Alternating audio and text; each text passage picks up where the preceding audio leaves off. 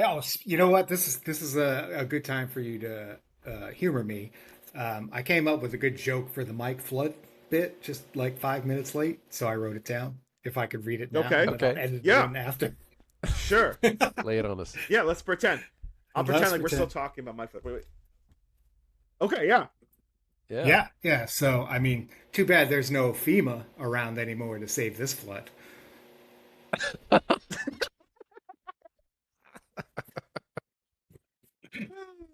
That was a legit Nice. laugh. Nice. Yeah. I might have been overselling it a little bit.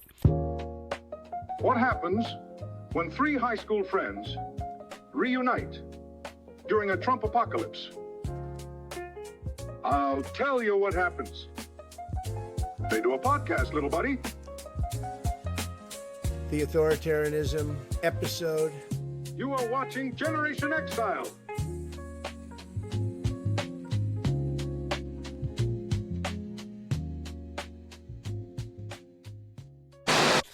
Well, it'll be interesting to see how we frame this week's news, boys, because it's been another non-quiet and curious, puzzling week of Trump shenanigans and other interesting current events.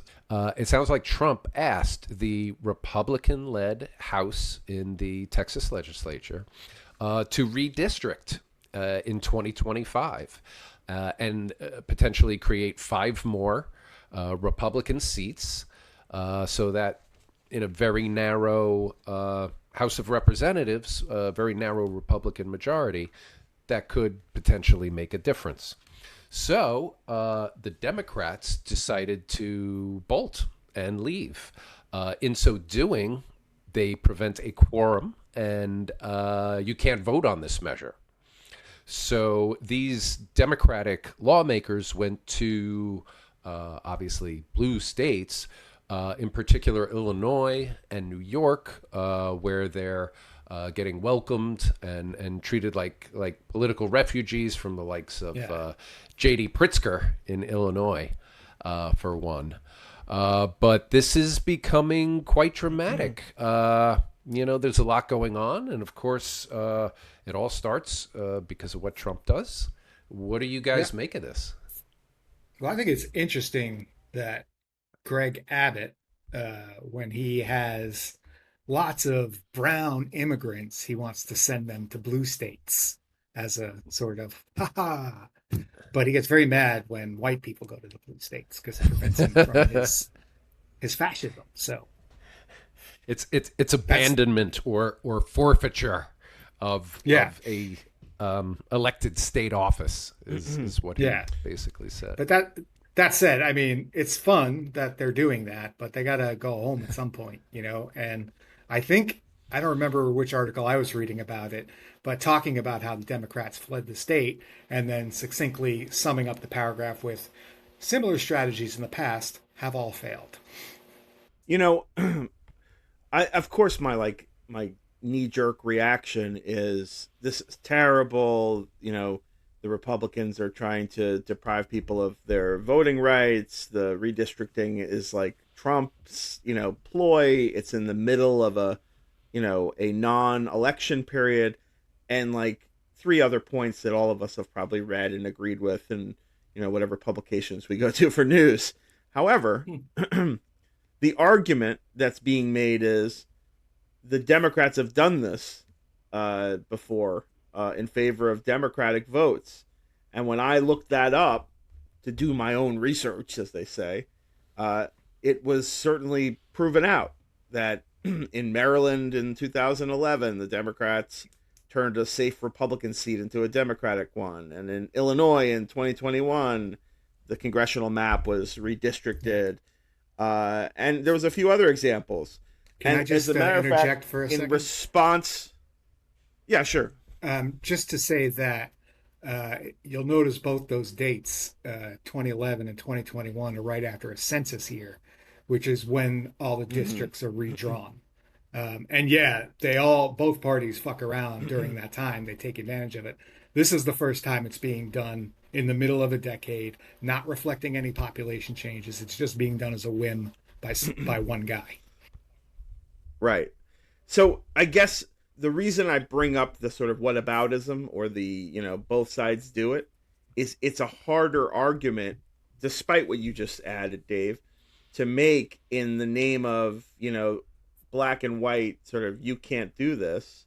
And it doesn't help that the response is sort of, well, California is going to do it in the opposite direction to counterbalance. Right. I think we're in a bit of a pickle in terms of how we can not be hypocritical in our response to this particular maneuver. And the quorum thing is like a stunt, as you just pointed out, because they have to come home eventually. So this is not like a winnable one in my estimation. That's, I guess, what I'm getting at. Like, there are other, battles that can happen in court where I think prolonged court cases and consistent pressure campaigns can help. This one I feel like is a lost cause just because both sides have done it. And like even pointing out that it's like, oh, it's not the census year or whatever, that's not going to hold sway just because it's an easier argument to say, but the Dems have done it, than it is to point out the sort of parameters of when it's done, Like there should be a law that says you can't do this ever. Well, I mean, the fact that well, that's what I was going to get at. But I was going to say the fact that a certain segment of the population is not going to grasp the nuance between the Dems do it, but the Dems don't do it in an off year, doesn't change the fact that, like you just said, it's a practice that needs to be done away with on either side of the aisle. Yeah, on either side of the aisle. When I brought up the off-year thing, I was not saying it's okay because of that. I was saying within the normal reality that we live in, this is the abnormal thing. It's the year, not the gerrymandering, right? Yeah, but go ahead, Mike. Let me just jump in. I'm sorry. I was curious because I wasn't aware of just how unusual is it to redistrict, in a non post census year. Like you said, I get 2011, 2021 after a census. Makes sense. And both sides are absolutely guilty of gerrymandering. And it's a huge problem. It's a problem on both sides. It's corrosive to democracy. It's bad to have safe seats for any legislator. Every seat should be competitive. So we need to enable laws that prevent gerrymandering in the first place and have a more algorithmic and fair population-based approach. So, yeah, is it unprecedented to have a redistricting in, say, a year ending in a 5? Does anybody know? I don't know that off the top of my head, but I know it's not happened in my lifetime. Yeah. It's because it's highly irregular, and yeah, like Jeremy was saying, it sort of does ride the border between legal and illegal. This shouldn't. I think what Jeremy's saying is this shouldn't be a hill that Democrats try to die on because it's made of sand. And yeah, they can't take a moral high ground at all, right? Unless they want to abolish. It's a tactic to try to keep the legislation from moving forward. But by the way, congressional districts have been redistricted in years that end in a 5. It's less common than ones that end in a 1. It usually ends in years ending in a 1 or a 2. This is according to ChatGPT asking that question directly. Okay. Texas, 2003, 2006, 2015 are dates that come up as examples of redistricting ending in years ending in 5. I guess 2015. Yeah. In both North Carolina and Texas. So there's your answer. It strikes me as bad and anti-democratic, and I hate to see it happen. But you know what they're going to do? They're going to change the district voting geography, and win the election and say, "All right, no more redistricting." And then Democrats are going to be like, "Wait, hey, we don't want that law." It's funny. I asked ChatGPT the same question at the same time. And I got a very similar answer. Oh, yeah? I was looking through like all those off years that you just mentioned. And I think within that answer, we can identify what the difference is between Democrats and Republicans. And Democrats are amoral, but within an agreed upon set of rules, right? They won't be amoral outside that understanding. Republicans are amoral, and then then they won't even pay attention to the rules that they set up. And I think that's the big difference, because all of those redistricting in off years was done by Republicans. Right. Yeah. Well, that is something to note for sure. Yeah. I mean, the real problem, gerrymandering, has been a problem long before Donald Trump came along, and Stephen Miller whispered in his ear to call Greg Abbott and suggest this brilliant idea, or however it happened. But it's for lawmakers to run away seems pretty lame, because you're not doing your job when you're in a neighboring state. But by the same token, what are they going to sit and do nothing and just be there and write it out? And at least they're doing something. Cory Booker's little filibuster, where he spoke for over 24 hours, didn't change anything. But I respect the guy for what he did, and for me, that kind of thing makes a difference. You said earlier this is not the norm. One of you guys said that. Maybe Dave did. The problem that we're experiencing right now, like if we just take a step back in every situation, is that Trump has created a new normal. Nothing is the norm anymore. Every facet of his leadership style and thing he's done is not normal. Like every news story is like, well, this has never happened before, Yeah. And it's just like, that's part of his plan, is to exploit the holes in, progress and the holes in process. And that's what he's doing. And so this that's fits why it's so the profile important. of that. That's why it's so important to remind everyone what actually is the norm, like every day is Right. a new, I don't want this to be a new normal. I want this to be a temporary normal. And we need to You don't keep want your invoking- president on the roof of the White House? No. I don't even like the Rose Garden thing they did. That was just like I don't care about shit like that. Yeah. But I was like, that's fucking Right. that's like Ugly. ugly. Yeah. That's like Did you see the plan for the ballroom? I don't know if it's real or not. I made a whole video about it, but the ballroom, like, it changes the pretty much the what do you call it? The symmetry of the White House to being a White House with a giant structure on this side. I haven't seen that. It's gonna be like the upper room tabernacle. In Yes. Deer Park. Yeah, the church.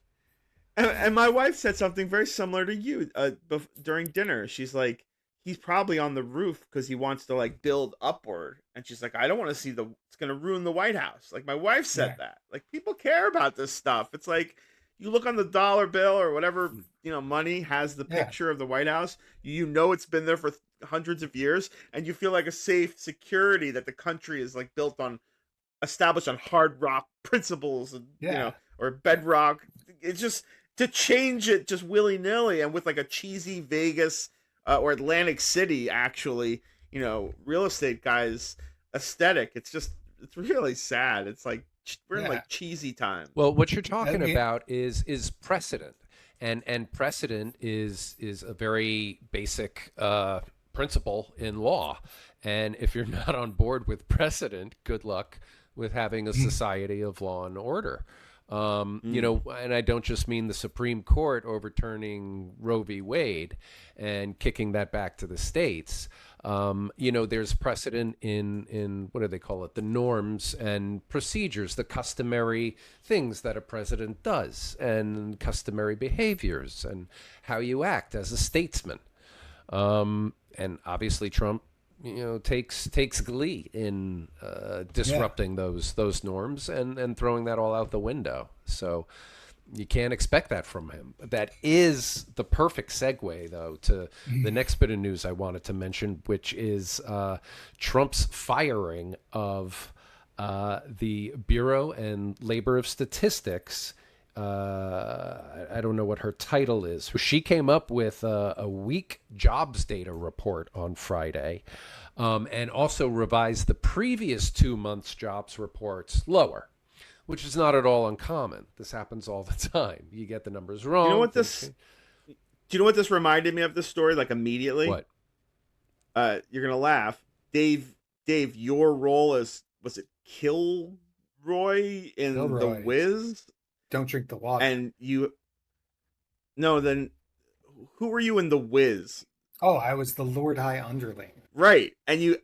There's like a song where the lady, the witch, is like singing, "Don't nobody bring me no bad news." Yeah, right? you know, I don't. Aren't you part of that production? I no, I'm not. I am on. I came onto the stage. I had about a minute of stage time, and that was it. I have no idea what came before it. I have no idea what came after it. I'm very method. I'm very method. So I was Lord High Underling, But wait. and kept myself out of the way at all times. I thought you interacted with. I don't remember the witch's name in The Wiz. Maybe she was called the witch. Yeah. But No, that's I the did. song she sings. Yeah. Right. If I was on stage for that, I definitely went to a special place in my mind. Right. I remember. I know remember. you hate musical theater. I just wanted to hang out with my friends. You guys all had major parts, and it was like if I didn't get a part, then I was gonna have nothing to do every day. So Yeah. Oh, well, all that aside, the song is what reminded me of this, where this woman was fired for essentially bringing him bad news. It's like shooting the messenger, and Trump frames it like, oh, well, she's a Biden appointee, so clearly she has an axe to grind against. Like, no, the whole point of this institution is to deliver reliable, factual data, which we should have known is something that Trump's white blood cells reject. He said that it's a hoax. It's fake numbers. He's still doubling down on that, and his sycophants are on TV echoing that sentiment. The reason why this is such nothing is real. The reason why this is such a big deal is because that's the first step you take on the way to becoming Greece or China or Argentina. The thing we have going for us as the United States is we have free, fair, open, transparent markets. And, yes, it's imperfect. We have flaws. There's insider trading. There's all kinds of bad things and shenanigans. But when you stop believing the government's data, then it's like we're China. And that's a scary place to be. I've never seen that in my lifetime. And I have. In this country? I went to China. I went to China. Okay. As someone who doesn't understand economics, can you just explain to me, one of you explain to me the basics of what makes, say, Greece different than us with our transparency? What is the consequence of that you're alluding to that I'm not getting? So let's say I'll frame it this way. Lowering interest rates, which is what Trump wants, is like prednisone. When you're down and out and not at your best, that's going to give you the energy to, kind of rally a bit. It's not a long-term solution, and you certainly can't take prednisone all the way to being healthy. Right. So Trump wants prednisone even if he's not sick because he knows it's going to make him feel good is I guess the metaphor I'm trying to create here. You lower interest rates because you need to make money more widely available because of economic circumstances, and you need to look at the fucking data to do that. If economic policy becomes politically driven, God help us all. Are you saying they take prednisone in Greece? Is that what the whole point was? Yeah, only after they fling the plates and smash them and yell, "Opa!" I thought so. Yeah, so much for that anti-inflammatory Mediterranean diet. little humor for you nutritionists out there. Yeah, I like that. I like that. I love it. Thank you. So basically, it's the difference between having a statistically based economy and a political based economy. How'd you like to be the guy that goes up to Trump and says, you really shouldn't have fired her? I played that role in The Wiz. That's right. That guy's not going to be there that long. Yeah. Oh man, That's why this guy's doing whatever he wants. He wants to go on the roof. He's on the roof. He wants to, he wants to fire that person. He'll fire that person. He wants to redistrict. He'll redistrict. It's not Trump anymore. It's the Congress. The Republicans in Congress have decided to give Trump unlimited power to do whatever he wants because they feel like his agenda is getting done. And that means burying the Epstein files. That means, not giving aid to a state after a disaster. Well, wait a minute now. Like anything he does on a whim. Let's not forget, a lot of it also, their behavior is driven by fear of retribution.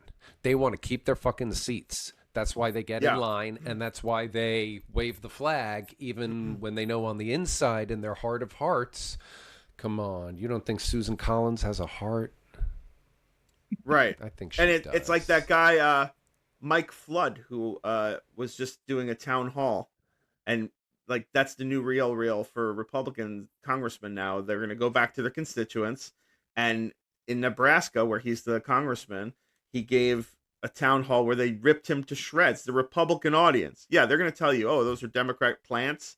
No, Republicans are mad about Medicaid and Medicare getting cut because they rely on it, and Republicans are mad about the SNAP going away. And Republicans are mad about the tariffs jacking up the prices of things. That's not just us liberal elites here in the coastal cities. That's everybody. But they're going to BS. They're going to BS everything. The numbers of the jobs. They're going to BS the price of gas. They're going to BS the inflation or no inflation. And they're going to just give him a full-on check mark to every stupid thing he wants to do, even if it wrecks the economy for that reason. To keep their jobs, so the base doesn't come. But if they're worried about the base coming from them, that's something they now have to worry about because they're not safe from that. Apparently, that was what was fun about watching Mike Flood. He looked like George Santos. I don't know if you saw the clip of this guy. He's kind of like a chubby, white dude, with Marco Rubio hair. And he's like standing there, like trying to answer these questions. And like one of the questions was even, why'd you cover up the Epstein files? You got to see this this clip later, or maybe play it now. But it was like, it was really fun to watch this guy get eviscerated. Tell me what to search for. I'll pull it up. Mike Flood Town Hall. Okay. Yeah, you'll find it right away on Twitter. Mike Flood Town Hall. I made a video of him today singing a song I wrote, where he's trying to explain his side. He's doing a song and dance. That was today's AI funny. It struck me.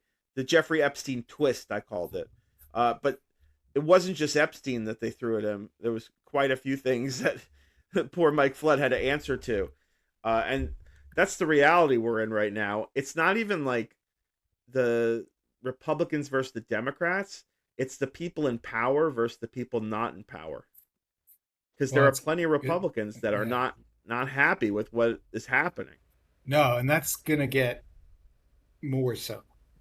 Like you were saying, when the SNAP goes away, like when all these things go away that, millions of people rely on, regardless of their political affiliation. I don't know how it's going to go down, but something's got to go down. When they deport half your workforce, at one of these factories in the Midwest, and you're all of a sudden you're in debt, you're going to take the MAGA flag down from your house, and then you're going to start, angrily tweeting or whatever you do about how Trump let you down, but it's going to be too late because the people in power are, sticking with Trump. Right. So I think I see Mike Flood is coming. All right. Yes. Floodgates are opening. Okay. It talks about two big changes to the Medicaid program.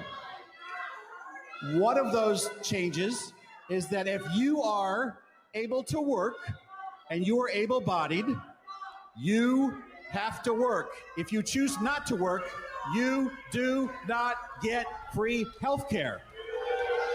You do not get free health care. Okay. So here's a question. How many of you folks are from out of town? who are 28 years old that can work and refuse to work should get free health care. That's not what he was looking for. The majority of Nebraskans agree with you. It talks about. Now he's speaking for majority of Nebraska. Yeah. Yeah. Oh, they gotta love that. Isn't that fun? Yeah. There's like That an was hour fun. of that, by the way. I mean, too bad there's no FEMA around anymore to save this flood.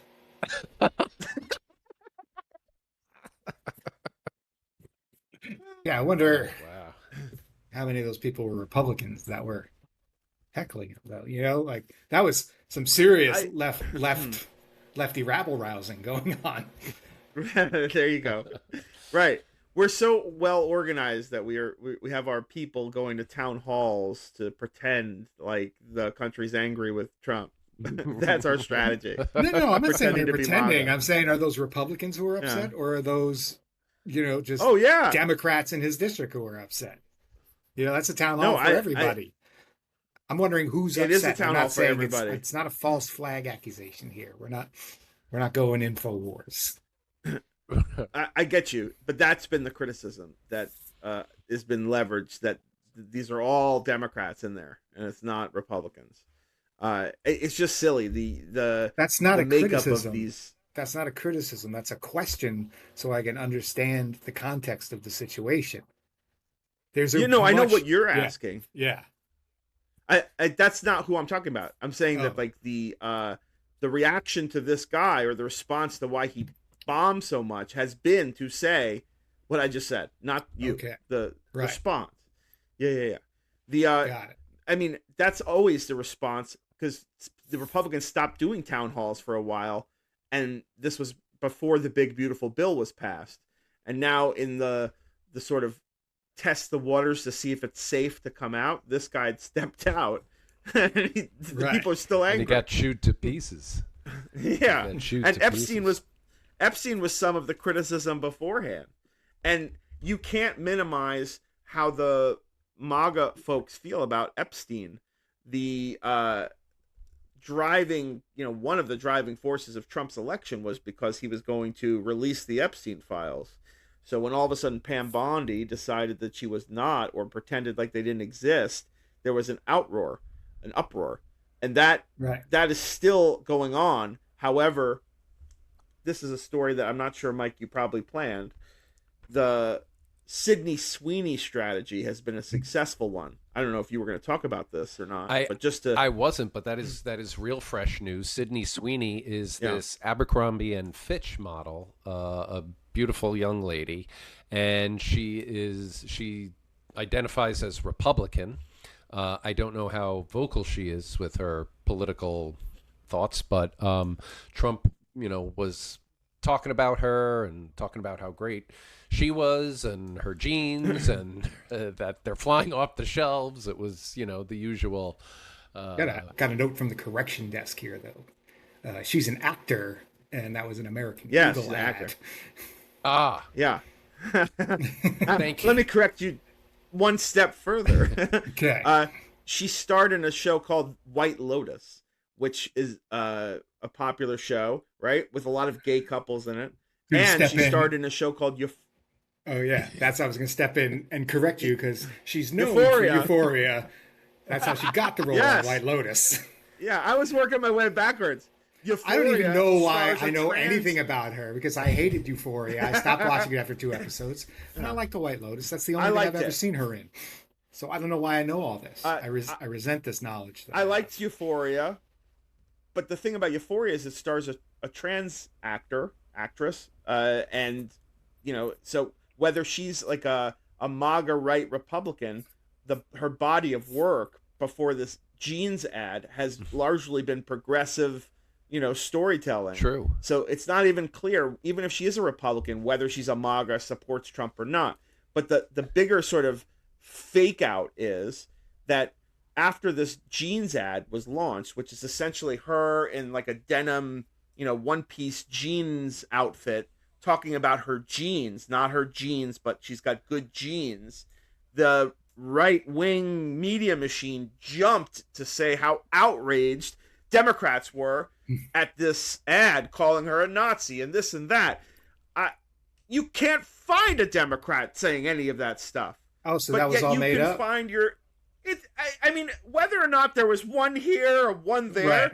there was a billion right-wing voices saying the Democrats are outraged. They can't stand Sydney Sweeney. We support you, Sydney. You're a white, beautiful model. Why can't white models have praise? Why does everything have to be DEI'd? Like, on and on. The culture war has been Sydney Sweeney for 2 solid weeks on Fox News and on the internet, and it's a manufactured outrage. There's no outraged Democrats about this subject matter. Yeah. And now Trump, to your part of the story, comes out and says, I love Sydney Sweeney. Why does he love her? Because for 2 fucking weeks, no one's talking about the Epstein file. They're talking about how pretty Sydney Sweeney is a white girl and can't white women be beautiful in fucking jeans ads anymore.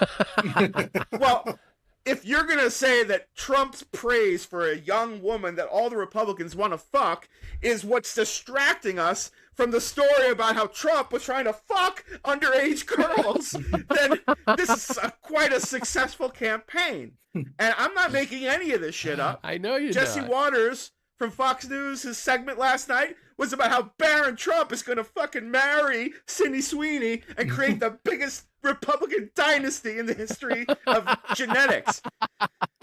And I'm watching this shit like since the hey, Ubermensch.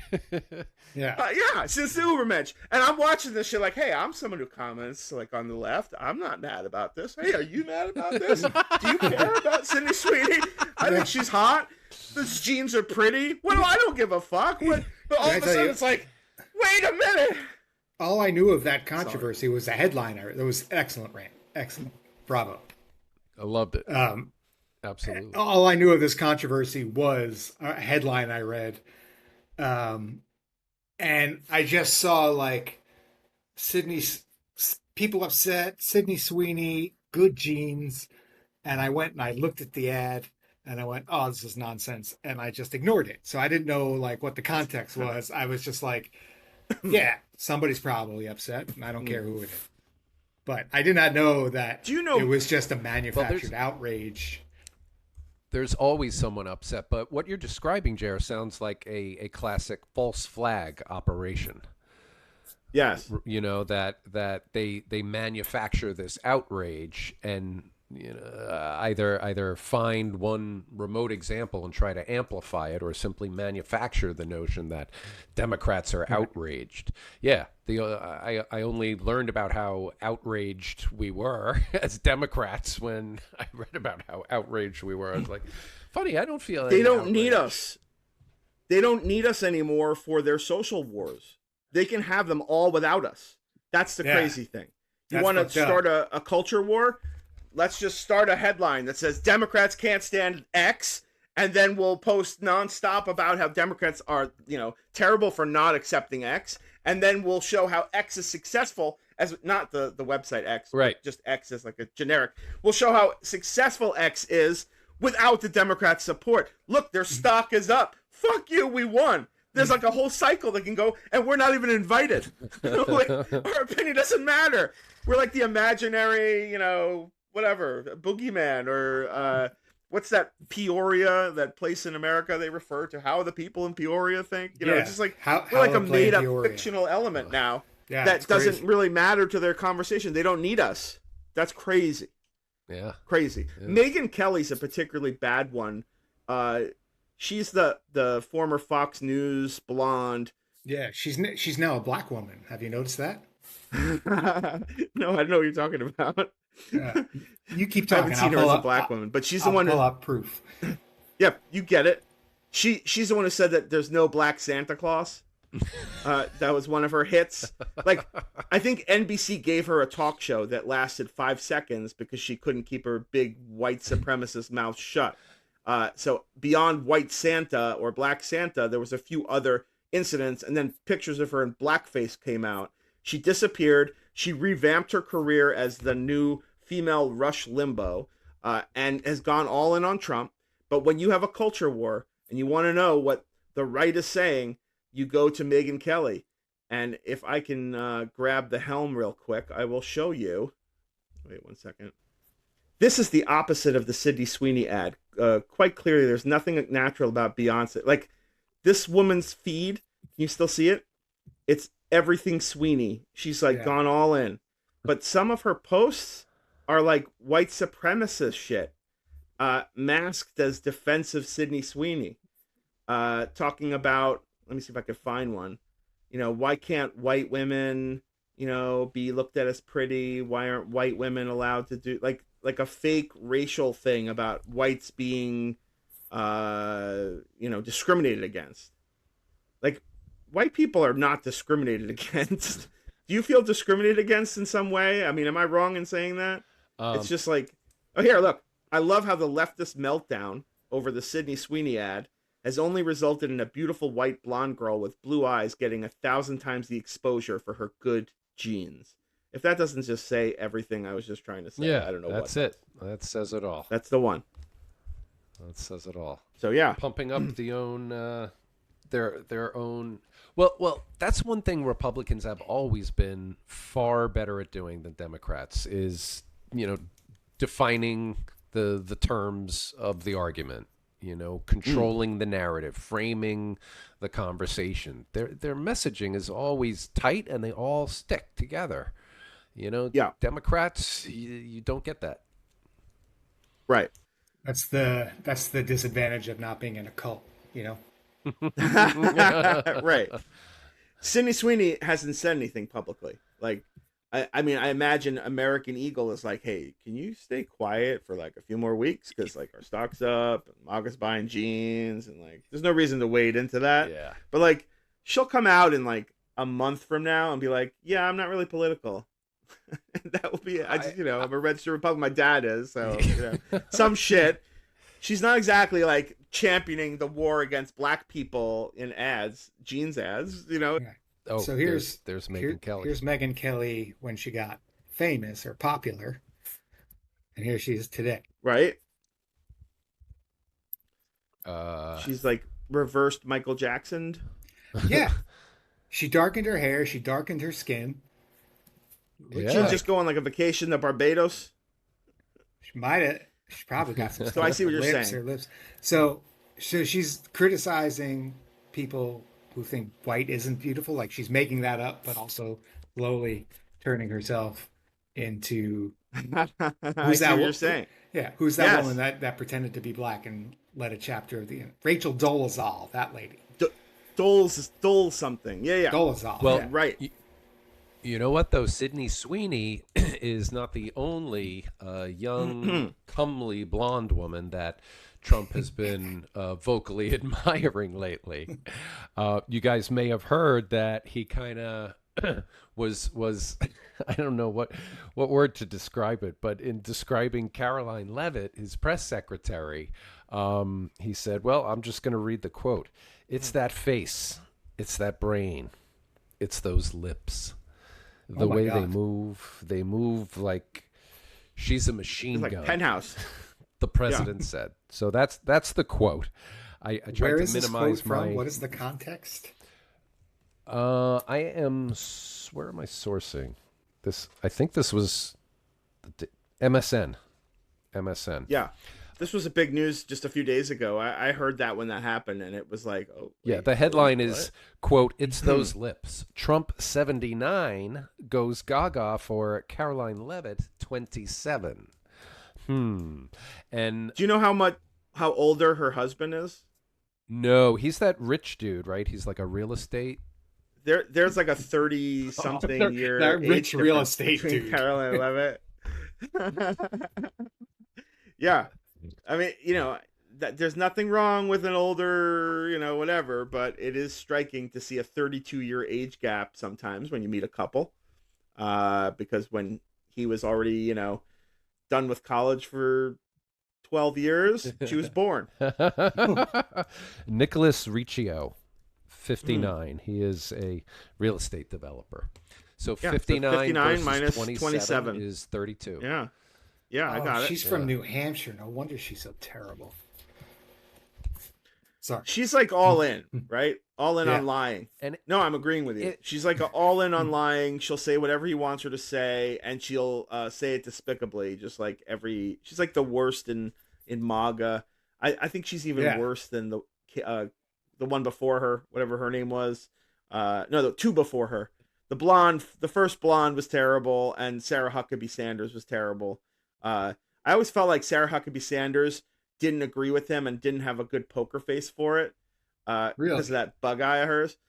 But I feel like this woman's poker face is all in. Oh yeah, yeah. Oh, No, she it's just drinks the bug it up. eye. She's sincerely arguing for Trump to get the Nobel Peace Prize and pissed he hasn't been nominated. Yeah. Right. Yeah. She is. And I'll she say is the one drinking thing- that. The one thing Trump said that rings true is when he said those words like a machine gun. She does just mow people down. Like she talks over them, rapid fire, just insults them or demeans them, and then moves on. Yep. Suppressing fire, we would call it. If Who's we we? were really machine, we in a world where we're Like all his guns, army buddies. Yeah. where Caroline Levitt's a machine gun. I'd like to be an H&K 93. Jeremy, I think you'd make a good Remington shotgun, actually. I'm not such a gun guy. I'd rather be a big dildo or something more useful. You can do you call insert guns rectally if you really want. I don't recommend it. But. You don't have to load it. If only the Caroline Levitt gawking was the worst of Trump's offenses this week. One of the most distasteful things his Department of Justice has just done is they're opening a federal grand jury investigation into former Obama administration officials who allegedly conspired to whip up scandal about President Trump's connections to Russia. On the list is James Clapper, John Brennan, and former FBI Director James Comey. So I think it's about time these treasonous motherfuckers' feet were held to the fire. I don't know. What say you guys? Here. I say statute of limitations is already like gets rid of all of these charges. I don't think there's a statute of These are like limitations on treason and what Trump referred to as seditious behavior.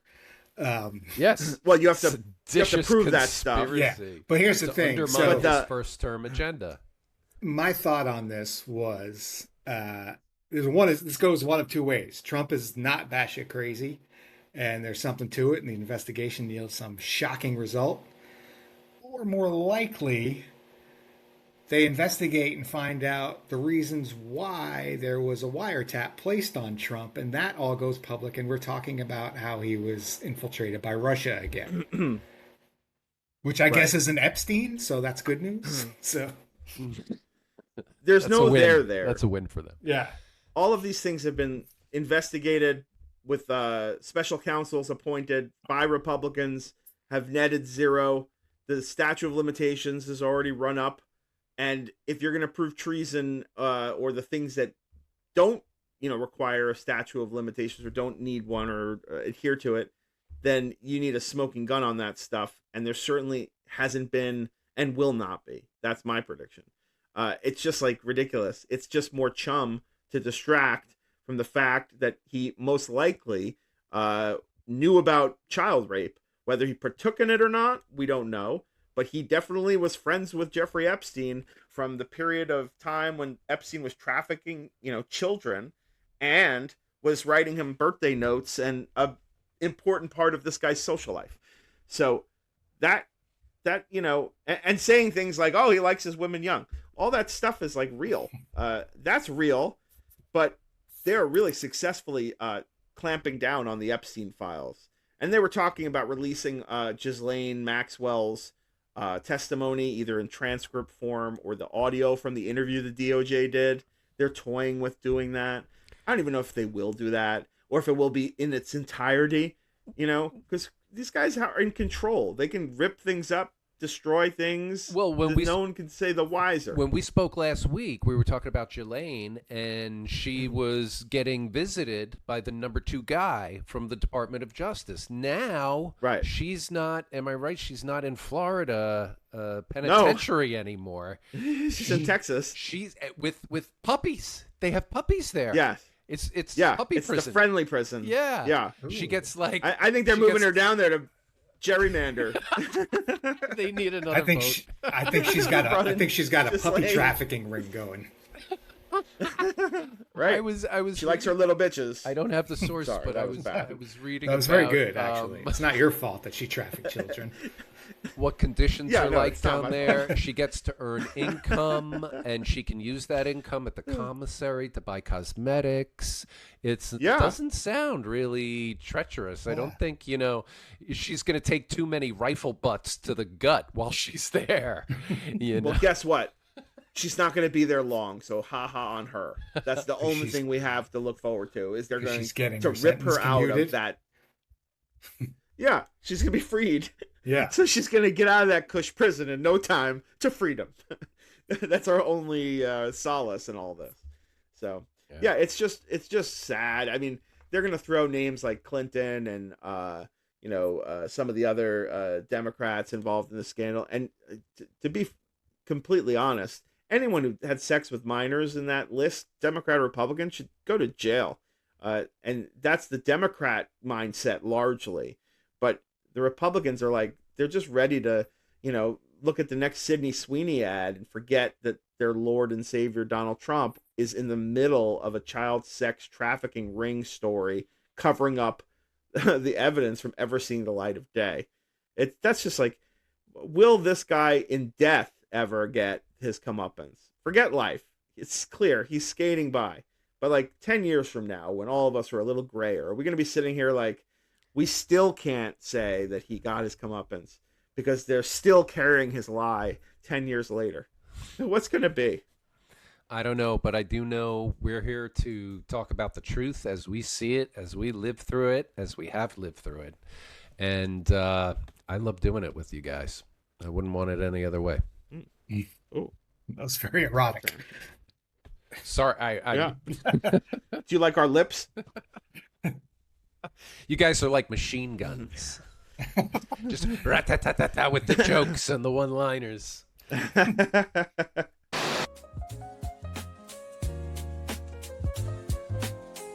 You are watching Generation Exile. Really hate that sad loser, Mr. Neuberger. Who, me?